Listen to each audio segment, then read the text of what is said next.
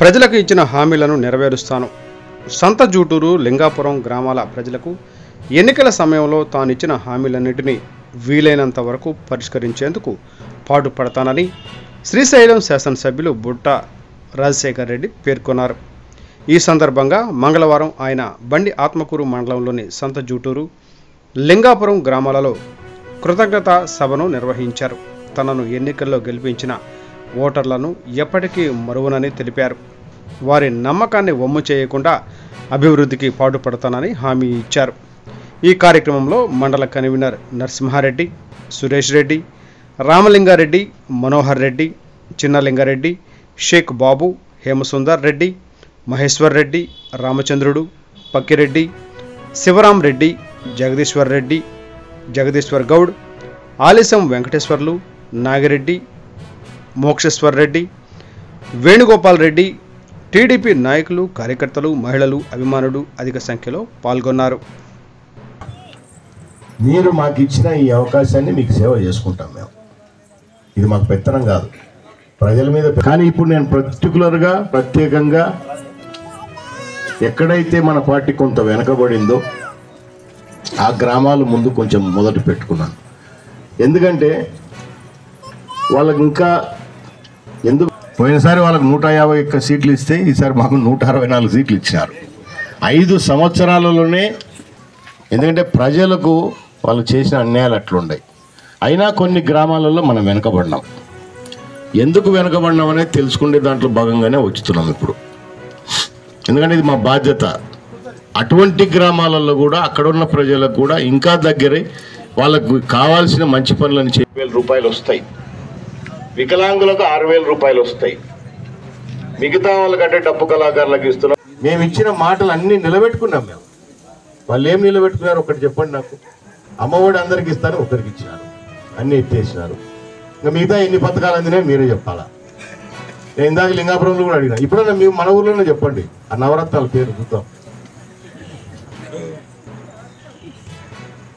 రావు తెలుదు. మనం ఉన్నప్పుడు ఇల్లు కట్టుకుంటే 2 లక్షల రూపాయలు ఇచ్చినాం. ఎస్సీలకు ఎస్టీలకు 2.5 లక్షల రూపాయలు ఇచ్చినాం. ఎప్పుడు 7 సంవత్సరాల కిందట.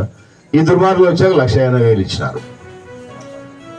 అది కూడా కేంద్ర ప్రభుత్వం 1,50,000 ఇస్తే వీళ్ళు ఇచ్చేది 30,000, ముష్టి 30,000. పోయినసారి 2 లక్షల రూపాయలు ఇస్తే 1,00,000 రూపాయలు కేంద్రం ఇస్తే 1,00,000 రూపాయలు మనం ఇచ్చినాం, సమాన వాటా. ఇవన్నీ మీకు ఎట్లా తెలుస్తాయి? అధికారాన్ని అడ్డం పెట్టుకొని, పోలీసులను అడ్డం పెట్టుకొని, చుట్టూ ఎప్పుడు నాయకులు కార్యకర్తలు ఎవరు ప్రజలను దగ్గరకు రానిచ్చేదిలే. గడప గడప కానీ తిరగడం వాళ్ళ ముఖ్యమంత్రి వాళ్ళు చెప్తే ఎవరు తిరిగేదిలే. ఇంతలా బుక్కులు మాత్రం ఇచ్చిపోయారు, ఒక్కొక్కరు లక్షలు ఇచ్చినామని. ఇంకా బుక్కులు ఎత్తి పెట్టుకున్నారా? ఇంకా ఎత్తి పెట్టుకున్నారా? ఫ్యాక్టరీ లేదు, ఒక ఉద్యోగం లేదు పిల్లలకి.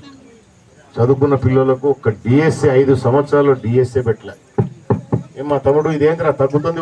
రేపు మళ్ళీ గ్రామంలో బూత్ స్థాయి వరకు కూడా మన కార్యకర్తలు ఉన్నారు. మీ దగ్గరికే వస్తారు, అధికారులతో పాటు మీ ఇళ్ళకే వస్తారు. మీరు ఎక్కడ తిరగాకండి. మీకు ఏ అవసరాలు ఉన్నాయో మా వాళ్ళని నోట్ చేసుకుంటారు. అవన్నీ కూడా మా దగ్గరికి తీసుకొస్తారు. అవన్నీ మళ్ళీ అధికారులు దృష్టి పెట్టి ముఖ్యమంత్రి దృష్టికి తీసుకుపోయి ఖచ్చితంగా పెన్షన్లు వీకేసినారు. కరెంటు బిల్లులు వాళ్ళే పెంచినారు. 9 సార్లు పెంచి నీకు కరెంటు బిల్లు ఎక్కువ వస్తుంది కాబట్టి నీకు పెన్షన్ తీసేస్తాను. మీ ఇంట్లో మోటార్ సైకిల్ ఉంది, కారు తీసేస్తాను. మీ పిల్లలు ఉద్యోగం చేస్తుంటే ఇన్కమ్ ట్యాక్స్ కడుతున్నారని చెప్పేసి మీకు పెన్షన్లు వీకేస్తాం. ఇన్ని దుర్మార్గాలు చేసి పెట్టినారు. కొన్ని రాష్ట్రం ఏమన్నా బాగుపడిందంటే అది లేదు. 13 లక్షల కోట్లు అప్పు చేసినారు.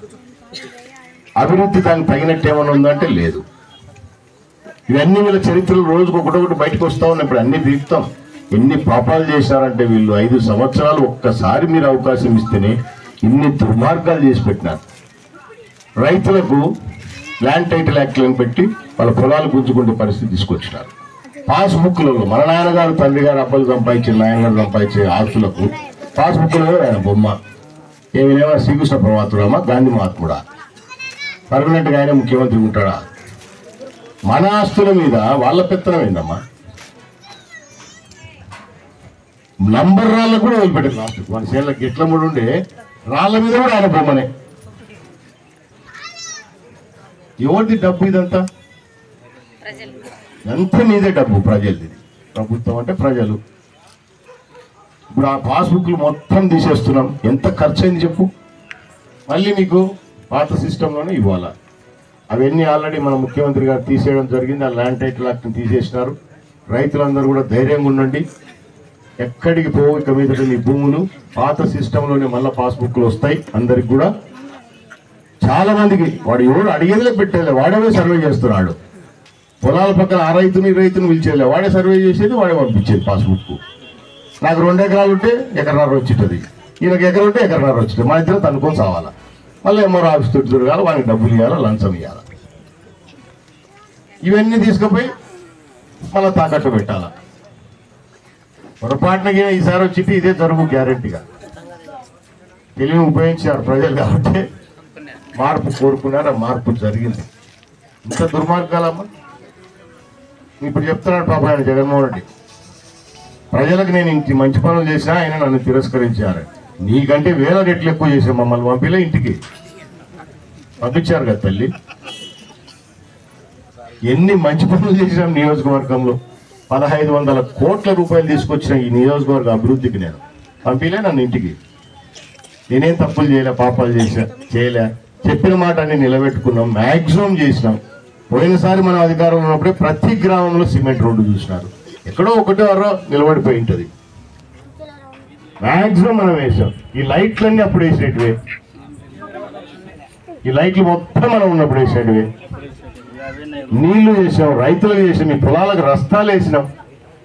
అన్ని మంచి పనులు చేసినప్పుడు మమ్మల్ని పంపించారు కదా. నాకు అందుకే ఎప్పుడు మేము గెలుపు ఓటములు సహజం. ప్రజలు ఎప్పుడు ఏం నిర్ణయం తీసుకుంటారో తెలియదు, కానీ అది అనుభవించేది కూడా మీరే. మంచి చేసుకుంటే మీరు బాగుంటారు, తప్పుడు నిర్ణయం తీసుకుంటే చెడిపోయేది మీరే. అంతే కదమ్మా.